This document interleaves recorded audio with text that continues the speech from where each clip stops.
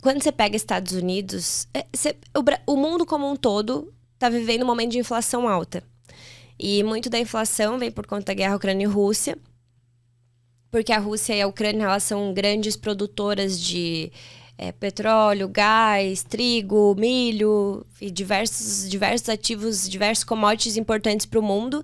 E aí, quando você tem um conflito grande em uma região como essa, a economia daquela região eles param de produzir e tudo no mundo está relacionado à oferta e demanda. Então, quando a gente reduz a oferta em uma região, o que acontece? Os preços começam a subir.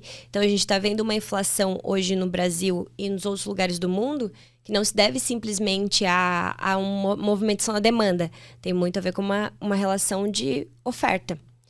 E então você pega Estados Unidos, a gente está com uma inflação de 8%, eu não vi o dado mais recente, mas 8,5% talvez. 8,9%. 8,9% nos últimos 12 meses. Quando que a gente viu uma inflação tão alta nos Estados Unidos?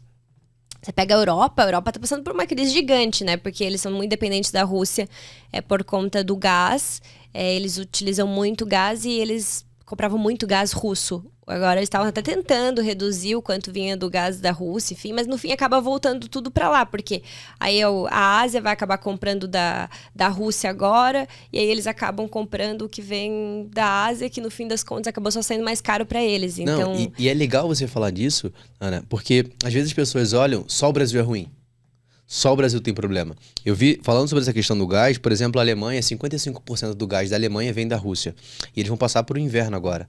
Eles estão morrendo de medo, porque em alguns lugares na Alemanha, o que eles fizeram? A redução caiu de 55% para 25%, está chegando a 15%, para tentar não ter tanta dependência russa, e por isso algumas regiões estão obrigando os moradores a tomarem banho frio. Está no inverno alemão. Então, assim, o inverno com temperaturas negativas, justamente para tentar conter uma reserva para um cenário pior que vai estar. Então, talvez seja legal a gente falar de como é que está o cenário econômico no mundo, porque as pessoas, olha, o Brasil é horrível, é só o empresário que aumentou o preço no mercado, né? Então ninguém olha para a oferta e demanda, a expansão monetária nos últimos anos, né? E a impressão de dinheiro que para muita gente acha, vai lá, imprime mais e coloca para a população. Claro, houve uma necessidade, mas não naquele cenário, enfim. Mas eu acho que quando a gente fala de um mundo como um todo e tudo que está acontecendo, olha, eu tenho oportunidade na minha casa e eu tenho que olhar e ver que aqui não é tão ruim. Então você pega, por exemplo, hoje, cara, quantos investidores internacionais estão vindo para o Brasil olhando para a renda fixa, por exemplo? Hoje a gente tem a maior taxa nominal no mundo, é o Brasil, só perde para a Turquia, acho que a Argentina, se eu não me engano. Né? Então acho que você falar sobre isso é muito importante, porque as pessoas veem que não é tão ruim aqui. Ainda mais nesse momento. Acho que talvez se a gente olhasse para 2, 3 anos atrás, antes da pandemia, a gente ia falar, nossa, realmente, o Brasil tá mais difícil, mas... e aí quando você pega...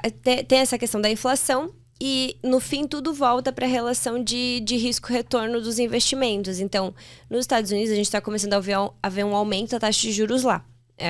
Os Estados Unidos sempre teve uma taxa de juros próxima de zero.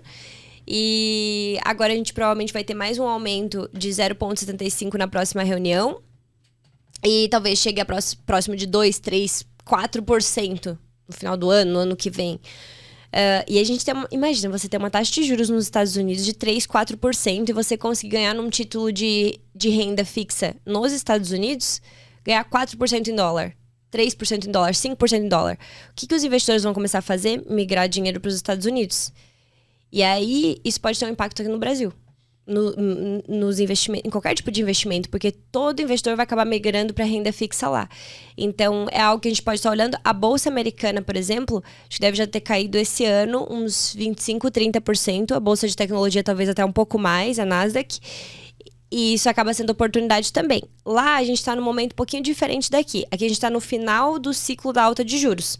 Então, provavelmente, a gente vai chegar numa Selic talvez de 14%, talvez se mantenha 13,75% por mais tempo. E depois a tendência é de diminuir, e aí renda variável no Brasil começa a voltar a ficar atrativa.